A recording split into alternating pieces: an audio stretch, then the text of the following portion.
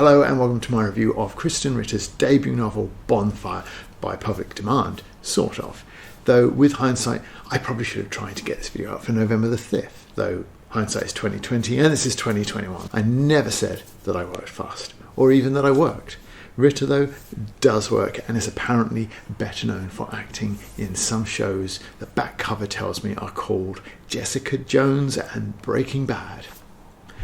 I haven't seen either, that means nothing to me. The bulk of Bonfire is a mystery thriller, so while I will put a timestamp on screen as usual so you can skip the plot summary, I do not claim that any part of this review is spoiler free. Bonfire follows Abby Williams. 10 years after leaving her small town home of Barrens for the more urban Chicago, she returns with a suitcase and a whole lot of other baggage as well. She's returned to flaunt her new status as a lawyer on the peasants who have remained in Barrens. Her goal is nominally to investigate potential environmental damage being done by a company, Optimal, who are the town's only major employer, their chief sponsor and lifeblood. Recollecting some childhood illnesses amongst her classmates, she's part of a team of urbanites that wants to prove that Optimal is polluting the water. After arriving back in Barrens, some of the locals recognise her but some don't, and she jumps in bed with somebody from each camp. The former Condor is a local single father scraping by working in the liquor store and spending his spare time making his own fishing floats. The latter is Brent, a smooth career man with Optimal who is honest and earnest to a fault, and a significant figure in a Barrens past, being the beau of the edgy and beautiful Casey Mitchell, who disappeared those 10 years before when Abby was still at school. Also complicating Abby's life is her father, who she despises and fears. He's a religious zealot, now battling infirmity and illness. Abby is determined to find out where Casey is, while also bringing down Optimal, but as she picks at old scabs, she begins to alienate her current social circle and antagonise the locals. In terms of the story, I'd strongly recommend, at least if you own this edition of the novel, not looking at the back cover, which gives away enough to be really quite annoying. It begins with the words, "Casey Mitchell died," and everyone's been lying about it for years, which is as heavy on unnecessary punctuation as it is on spoilers, because Ritter's gradual build-up of the is she alive or not question in Williams' investigation of Mitchell's story makes me believe that the author would prefer not to have the fact that she was dead revealed before Williams herself reaches the same conclusion. I began reading without looking at the back cover and was almost halfway through reading it when I left it upside down and cut out the corner of my eye and ruined half the book for myself. So there you go. It felt like a spoiler to me, and it's one I've spoiled for you. I hope you enjoy. Williams seems far more interested in raking over the past than investigating the present situation, and it shows in the case against Optimal, which is initially slight, but in no time at all Abby discovers bribery, cover-ups and worse, occasionally so quickly and easily that you wonder how there was ever any doubt about it anyway. Companies bribing politicians are probably better at hiding it than Optimal, with Williams' initial search finding evidence of bribery in their own company accounts. The Environment Agency find evidence of pollution in their initial tests. This is certainly not the China syndrome. Optimal might be a malevolent force to the environs of Barrens, but it's a largely faceless, nameless and passive foe for Williams and co to bring down. Their one representative in text is goody-goody Brent, who seems largely to be trying to help Williams. Her one brush with actual danger is a brief but decent car chase that is acknowledged as a loose end in the novel's epilogue. Nor is it the only one. The source of the information which brings to light the true extent of Optimal's awfulness is not disclosed to the reader either. In a case like this, it smacks of Deus Ex Machina. It's a plot device from the gods that turns a losing case into a winning one in a stroke, with nobody to claim credit, and decent corporate thrillers are not uncommon in this world, and few of the really good ones leave threads dangling like that. Helped in part by its short running length, the pace of Bonfire is something of a strength, though there are times where Ritter is probably hoping that that will mean that the reader won't have time to point out when something makes no sense. Casey's father telling Condor that he doesn't drink to forget Casey's left, but to convince himself that she did, with Williams claiming by now that Casey met a less than favourable end within the Barrens limits, all involved, except notably the drunk father himself, somehow take this as proof she isn't dead, despite it being really hard to read the comment in any other way. Likewise, Casey's secret message to Williams is pure, undistilled, dumbass bullshit. In terms of a secret code, it's fabulous because nobody could ever ever decode it in the intended way, and when Williams discovers the supposed truth behind it, then it's such a stretch as to be quite laughable. It's a disappointing end because the sort of mediocre Enviro affair that would have been better handled as the B-story of an episode of How I Met Your Mother is pretty poor, while the Casey Mitchell story, despite being hampered by both a large amount of familiarity and the publisher's spoilers, is actually pretty decent, helped along the way by an interesting protagonist. Speaking of which, let's have a look at what the paratext tells us about our heroine Abby. The publisher's drivel tells us that Abby is returning to Barrens older, sophisticated and confident, a salesman's triplet, and if we're honest, 33% accurate. The Times chimes in calling her an appealingly feisty yet vulnerable heroine. The Daily Mail calls her a terrific, kick-ass heroine you'll root for all the way. Kirkus, whoever they are, tells us that she's a tough female lead who's easy to root for. Abby is naturally the focus of so many sycophantic critical eyes because Ritter's sleeve notes tell us that her production company, Silent Machine, aim to highlight complex female protagonists, the sort of creativity hampering restrictive high concept that is likely to guarantee a novel about a woman damaged by being awful and unlikable and crying tears of self-pity into a legion of cats. But surprisingly, some of the critics have something useful or actually accurate to say. Publishers Weekly call her a sympathetic, broke lead character, and astonishingly the Washington Post offers some rare accuracy, saying she's fragile and strong.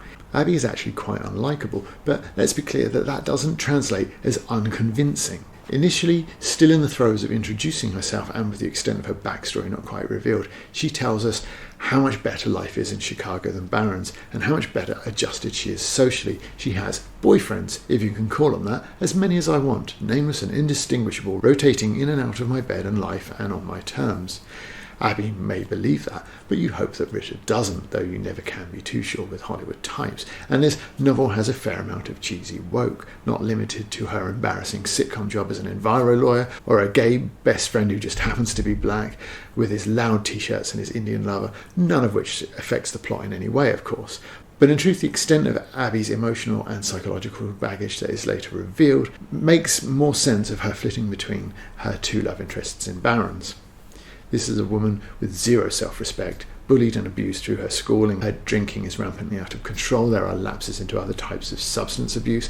And while none of the damage this does to Abby's recollection of certain events quite turns her into an unreliable narrator, the balance of pseudo-amnesia helps the story rumble on as long as it does. And it probably should be longer, if anything. But in the first chapter alone, Abby's melodrama, snide comments and judgmental nature make her come across as genuinely unpleasant. So much so that in their initial meeting, the reader, who is supposed to hate the old school bully Misha, but at least her politeness seems genuine, while Williams acknowledges that hers is fake, struggling as she does to even maintain the pretense. She nicknames the interns because she can't be bothered to learn their names, comparing them to one-night stands. You can pretend to listen to a name or two, but the outcome never justifies the effort. These interns are, of course, present through the entire length of the book and her entire investigation. Her father, another unpleasant figure from the past, she hates because now that he's old and battling illness, he's become too pathetic to hate. Later, as his illness progresses, she utterly fails to perform even the sort of cursory check that you should carry out for a patient you believe has Alzheimer's. She discharges him from hospital, takes him home, and leaves him, not checking on him until a few days later, when he's in another form of trouble. It's hard to tell if I'm reading about a dreadful human being, two if you include the father, or the plot simply requires that level of negligence. The former does Williams no favour, and the latter does Ritter even less. When she finds her father on the floor and takes him to the doctors, she lies to the medics so that she doesn't look like a bad daughter, because, yeah, that'll help. She even keeps parts of the case secret from her own team, needlessly trying to inject drama into the investigation, but the worst part is the deliberately phrased accusation of her number one love interest, Condor, that allows him to storm off and confirm her accusation when it's quite obviously done in Hollywood speak to drag on a non-mystery a bit longer while being sufficiently awkward to reveal the truth to everybody but the protagonist. I don't think that you'd call it dramatic irony, even if you were being charitable. It's more just protagonist stupidity, or it's weak writing, possibly the product of learning your craft from movie scripts and not research. The worst crappy movie script cliche indulged is in the final, but wishing to reserve some of the novel's plot for your own discovery, I won't spoil it here. But while Abby's childhood abuse and trauma explains much of her personality and perhaps fulfills the silent machine brief, anyone considering her likeable and feisty has had a very different reading experience to mine. Neurotic and damaged, I'd accept, and that's what keeps her generally on the right side of convincing, and the same is true of most of the characters. But Abby isn't the only thing walking the fine line between convincing and cliché. Ritter's prose generally falls into the same camp. As the old adage goes, you can tell the quality of a writer by the standard of their metaphors. So let's dive in and either swim like sharks or sink like a DeLorean strapped to a T-Rex and dropped from a hovercraft. The particular odour of artificial air freshener, musty old travel guides and baked goods is like the barrel of a gun shooting me into the past. Yeah, that's pretty awful. Eyes wide and desperate like open sores. Yeah, that's pretty cliched. One of those men with a face like a caution sign. Okay, so let's move on. But there are other times where things are pretty decent. On arrival at her parents' house, which is haunted by the ghost of a more than troubled childhood, but described as fairly nondescript, she then adds, "Nevertheless, the house seemed to rush towards me and not the other way round." Pretty decent, could do without the dumbing down perhaps, but strong, and there are smatterings of occasions where Ritter drops a turn of phrase, a description, or a moment that just feels real or sinister, such as her father's comment about what they just had for tea, and I won't spoil that, although I really want to. The early theme of the roadkill in various states gives things an eerie sort of feel that sadly isn't maintained, but there's potential here, and those crap similes are probably not even top 10 material compared to some of what's out there. In my Lee Child video, I talked about how he keeps things interesting with some really snappy final lines to his chapters. He's far from alone in this, of course, and Ritter has clearly learnt from some of the same school of literature, but hers spill over with melodrama, making emotion bombs out of nothing and mountains out of molehills. Here are some of Ritter's. You can call them the best if you wish, but actually they're all just section breaks in the first 2 chapters. This one is after Ritter tells us that Casey once had a fit. We forgot about it, or pretended to. Then 3 days later, it happened again. Barrens has its roots in me. If I want it gone forever, I'll have to cut them out myself.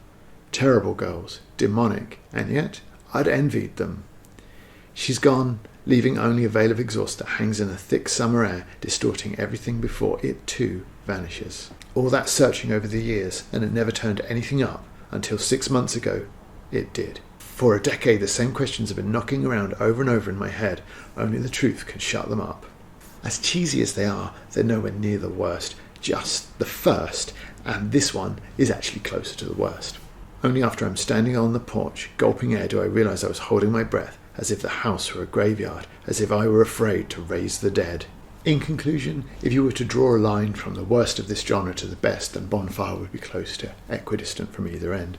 A lot of things I didn't like were pretty minor. It's a slim volume and not a challenge to read for any reason. The story unravels before the mystery. The prose is mostly mundane with lunges into melodrama and cliche, but occasional steps into what's pretty decent. Perhaps surprisingly for a story that touches on people trafficking, child abuse and environmental destruction, Bonfire lacks a credible antagonist.